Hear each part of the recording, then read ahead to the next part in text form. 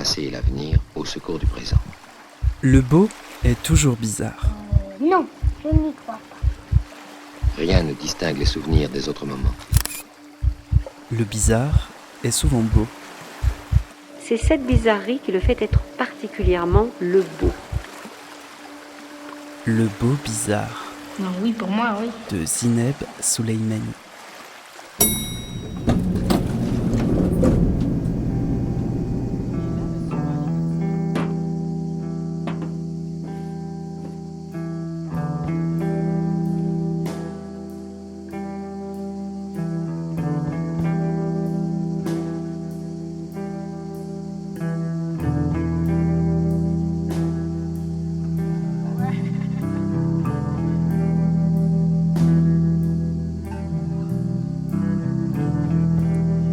Les commentaires, Boris Charmat, salut Christophe Walikowski, ils font un petit passage de relais, c'est normal, c'est la moindre des choses.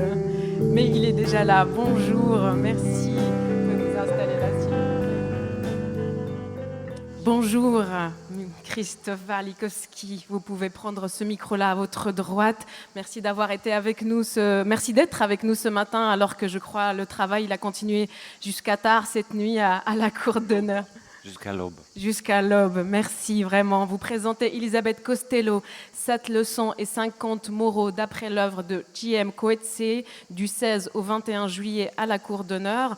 Un retour attendu au Festival d'Avignon où vous êtes un peu chez vous, on pourrait dire, non ? Puisque depuis 2001, année de votre premier passage au festival avec Hamlet, le public d'Avignon a pu suivre vos créations avec Angels in America en 2007, Apollonia en 2009 et Kabaré Warsikowski en 2013. C'est un peu comme avec Boris Charmat qui vient de partir, des artistes qu'on aime beaucoup et qu'on est heureux de retrouver après 10 ans d'absence. Mais est-ce que vous êtes heureux de retrouver la Cour d'honneur, Christophe Walikowski ?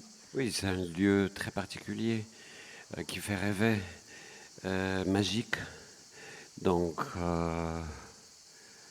voilà, quand on y revient, on dialogue, on a l'impression de dialoguer avec le monde entier. Vous avez vos repères. C'est un joli terrain de jeu pour déployer confortablement votre travail, mais est-ce que vous diriez que la Cour d'honneur contraint ou le favorise ce travail ? Mais écoutez, je ne serais jamais allé dans la Cour d'honneur si on ne m'avait pas violé. Donc c'était la deuxième fois, des circonstances qui ont fait que, de toute façon, je crois dans ce destin, parce que parfois on aimerait bien choisir le lieu, et cette fois-ci c'était comme ça, et au milieu de la production, on a accepté, on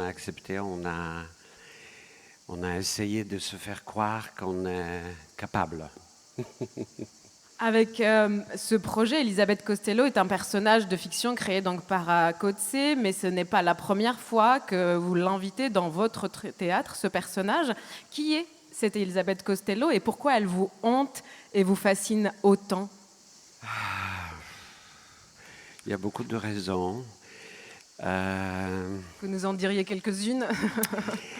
Par exemple, je me suis toujours demandé pourquoi Coetzee avait besoin de ce personnage fictif dans un livre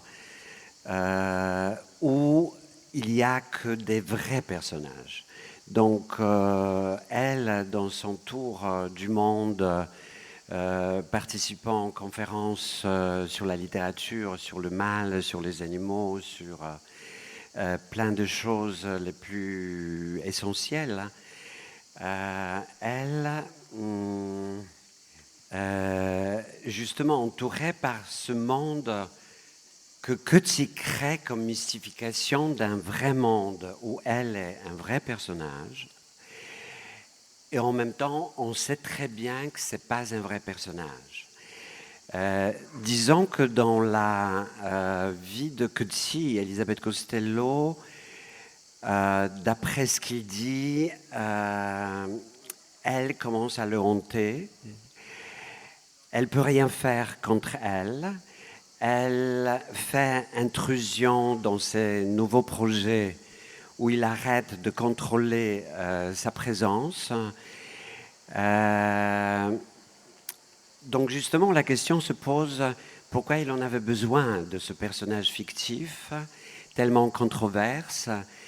Tout ce qu'elle dit paraît dérapé. Elle a un certain âge. Elle n'est pas conséquente. Elle est pleine de contradictions. En fait, elle dit des choses que peut-être Coetzee aurait peur de le dire en tant que lui. En fait, tout ça vient, et j'adore justement la construction de ce livre, parce que c'était prévu comme d'abord 2 conférences auxquelles il a été invité aux États-Unis. Et le contenu de ces conférences était, elle, invitée aux universités américaines pour donner des conférences. Et notamment la fameuse conférence sur l'abattage des animaux qu'elle compare à l'Holocauste des Juifs. Oui. Vous cachez peut-être derrière la figure de Coetzee pour répondre à la question, mais on va y revenir. Vous l'avez, en tout cas, vous utilisez ce personnage comme des apparitions dans La Faim et dans Apollonia. Justement, dans Apollonia, elle se faisait remarquer en comparant la violence perpétrée sur les animaux par les abattoirs et l'extension des Juifs dans les camps de concentration nazis, alors que là, elle est le personnage principal de l'œuvre. Vous lui consacrez 4 heures de spectacle. Comment mettre en scène un tel personnage? J'imagine qu'avec vous, il ne faudrait pas s'arrêter à la narration. Mais c'est justement parce que ce personnage développe au fur et à mesure. Donc, sur des années, à partir de 1999 jusqu'à aujourd'hui, donc 25 ans, que Coetzee développe ce personnage qu'on pensait enfermé déjà dans cette première édition de livre intitulée Elisabeth Costello, tandis qu'après sont venues des nouvelles, Abattoir de verre. Et justement, ce qui était intéressant, c'est que la dernière scène avec les poussins de Elisabeth Costello, où elle se trouve à la porte, donc une métaphore de passer au-delà, donc une métaphore très influencée par Kafka. Donc, je dirais que la littérature ose ce que la philosophie, la théologie, la religion ou autre chose ne peuvent pas nous répondre. Donc on voit cet auteur âgé devant une sorte de tribunal qui lui demande une déclaration de foi. Et elle, en tant qu'écrivaine, elle dit qu'elle, justement, elle a pas de foi et ce ne serait pas professionnel pour une auteure d'avoir... elle dit, j'ai des opinions, mais j'y crois pas. Donc, une grande mystification d'une femme qui n'existe pas, mais qui nous trouble. Et en plus, il y a cette deuxième partie, ce qu'il a écrit beaucoup plus tard, où elle arrive aussi dans le roman L'homme au ralenti, où ce qui était propre dans cette métaphore devant la porte devient vieillissement. Donc ça, c'est vraiment troublant, ce vieillissement d'une vieille auteure comme Elisabeth Costello, qui a eu tous les prix de meilleurs écrivains dans le passé. Et on la voit cette fois-ci dans un contexte complètement différent, entourée par la famille qui veut bien prendre soin d'elle, où elle commence sa dernière lutte pour rester indépendante, rester elle-même. Et surtout, avec toute la dégradation qui a lieu et du corps et du cerveau, elle résiste contre le monde entier, dans son chemin qu'elle a pris à un moment de sa vie et qu'elle continue jusqu'au bout. Je vais vous faire entendre une petite capsule. Sans le savoir, vous venez d'assister à la disparition d'une muse moderne. Mais qui est-elle? Cette jeune fille s'appelle An Lee. C'est un personnage créé par la firme japonaise Quarks, mais acheté par 2 artistes français, Pierre Huyghe et Philippe Parreno. Et ce soir-là, sur la plage, les spectateurs viennent d'assister à la fin d'An Lee. Une courte vie virtuelle qui aura duré 3 ans, pendant lesquels une vingtaine d'artistes lui auront construit de multiples existences à travers différents récits et différents médiums. Un jeu sur le réel et l'imaginaire, sur la notion de la propriété artistique et l'image. Mais comment peut-on réellement faire disparaître un personnage qui n'existe pas? Ça a commencé comme ça. My name is Ann Lee. Ann Lee. You can spell it however you want. Doesn't matter. No, it does not. Cette jeune fille qui vous parle est une adolescente aux cheveux violets et aux yeux vides, tirés en amande, surdimensionnée. Elle naît officiellement en 1999, lorsque Pierre Huyghe et Philippe Parreno l'achètent pour un peu plus de 400 $ à une entreprise japonaise de création de personnages de fiction. Elle n'a pas de biographie, pas de super-pouvoir, pas d'attributs, pas de traits distinctifs. Disons que c'est l'entrée de gamme, un personnage lambda dans l'industrie du film d'animation, qui fait naître chaque jour des centaines de figures similaires.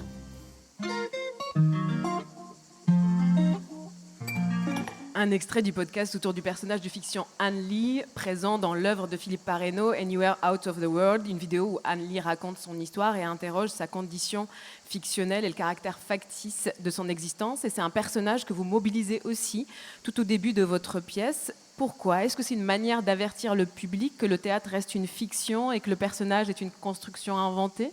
Non, ça a plutôt à voir avec mes dernières approches au théâtre et à ce que ça devrait être le matériel que je partage avec le public. Donc, je travaille avec des écrivains comme Hanna Krall.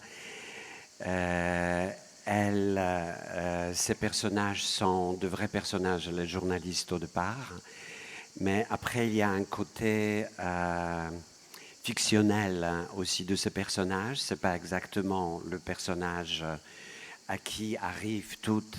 elle est une sorte d'archive des histoires de Holocauste, elle-même juive, un auteur très connu en France aussi. Donc, c'est pas qu'il y a John Maxwell Coetzee et tout d'un coup il y a Elisabeth Costello. Il y a mon cheminement vers les personnages. Le dernier, c'était en général Ulysse. Et c'était aussi un vrai personnage à côté qui concrétisait cette idée, cette mythe d'Ulysse.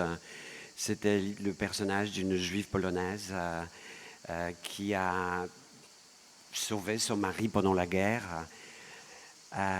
Donc, la question des personnages, c'est une grande question, c'est-à-dire fictif ou vrai.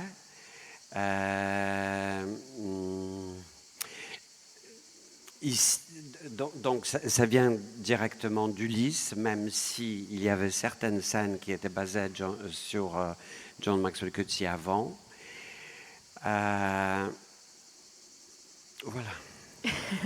En tout cas, j'ai lu quelque part que raconter des histoires ne vous intéressait plus, vous n'y trouvez plus de sens, comme une crise de fiction ou une crise de croyance. Comment vous avez retrouvé le sens alors dans ce projet, ou quelle liberté ce personnage d'Elisabeth Costello a permis de prendre ou de retrouver?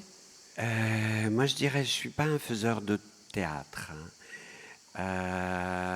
Donc, j'en fais pas énormément. Et je crois que ça me vient avec de plus en plus de peine. Pas parce que je le veuille pas, c'est parce que je ne suis pas capable, où je me pose la question sur mes possibilités. Et puis il y a mon ensemble à Varsovie, avec lequel j'entreprends des projets qui sont possibles avec eux, puisqu'on travaille ensemble depuis, avec certains, plus de 20 ans, avec recrutation des jeunes comédiens aussi, pour mélanger. Et cet ensemble me pèse et m'inspire. C'est-à-dire, s'il n'y avait pas cet ensemble, peut-être j'aurais pu échapper au théâtre, mais puisqu'il y a cet ensemble, ils me mettent debout.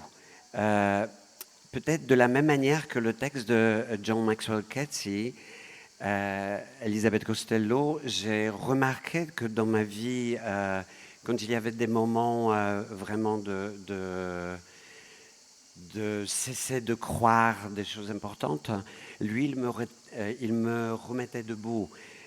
Son langage tellement critique, sa logique d'enfer tellement exigeante, refus des compromis. Il y a quelque chose... Et notamment, par exemple, ça m'a permis aussi de voir, par exemple, avec cet ensemble, une possibilité de mettre en scène Marcel Proust. Donc vous voyez, je ne perds pas mon temps, je me confronte aux maîtres. Ce sont des maîtres pour vous. Proust, c'est un maître, vous diriez? Je dirais Shakespeare, il est plus maître. Proust, c'est un frère plutôt. Je sais pas. Puisqu'on en prend ce qu'on Au micro, veut. si vous voulez bien. Comment? Au micro, si vous voulez. Ouais.